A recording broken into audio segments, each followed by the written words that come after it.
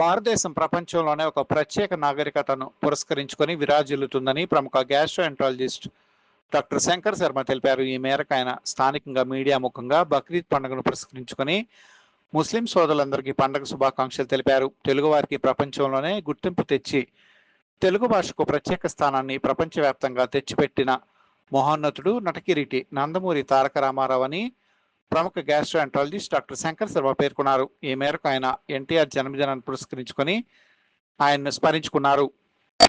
ఈరోజు తెలుగు వారందరికీ ఒక పండగ, అంటే ఒక యుగ పురుషుడు శ్రీ నందమూరి తారక రామారావు గారు జన్మించిన దినం ఈరోజు.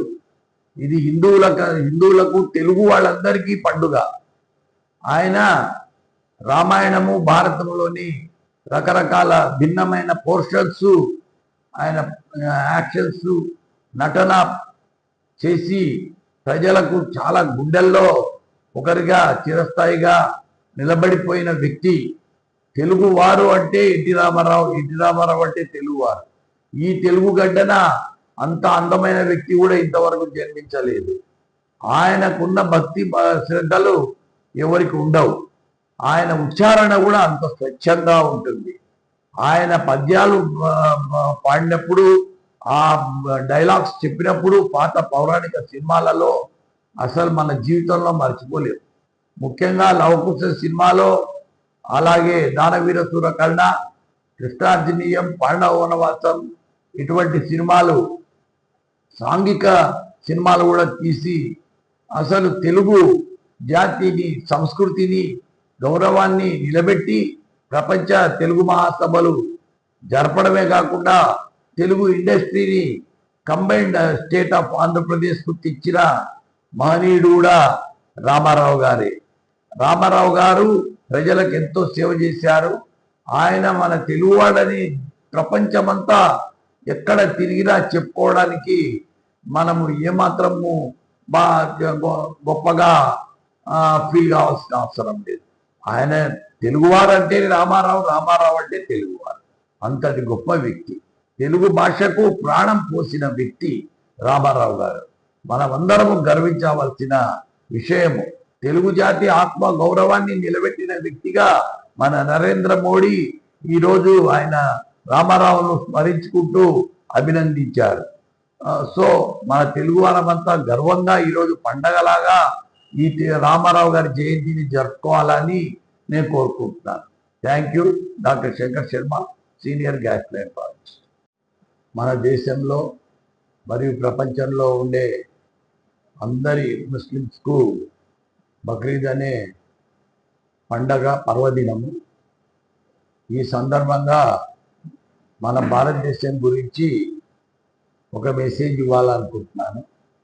ఈ దేశంలో హిందూ మతము, ముస్లిమ్స్, ఇస్లాము, క్రిస్టియానిటీ, బుద్ధిజము, జైనిజము, జొరాస్ట్రియనిజము, రకరకాల మతాలు ఉన్నాయి.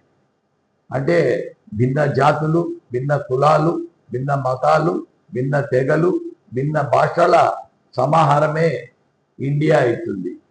ఈ దేశం అనేది చాలా గొప్ప దేశం. ఏన్షియంట్ కల్చర్, సివిలైజేషన్ ఉండే దేశాల్లో ఈజిప్టు, ఇండియా, మెసొపొటేమియా కొన్ని కంట్రీస్ ఉన్నాయి, గ్రీస్ ఇలాంటివి.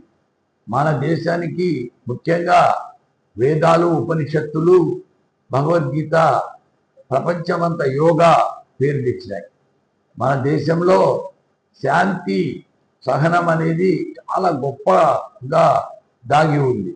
అందుకే మన దేశం వేరే దేశాల మీదకి యుద్ధానికి పోదు, యుద్ధాలు వస్తే సహించదు, శాంతి కాముకులం.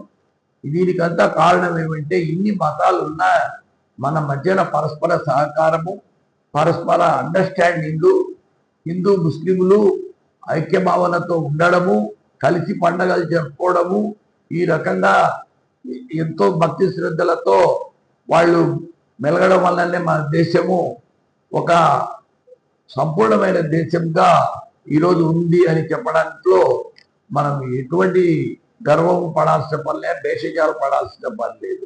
హిందూ ముస్లింల ఐక్యత అనేది మన దేశానికి చాలా అవసరము.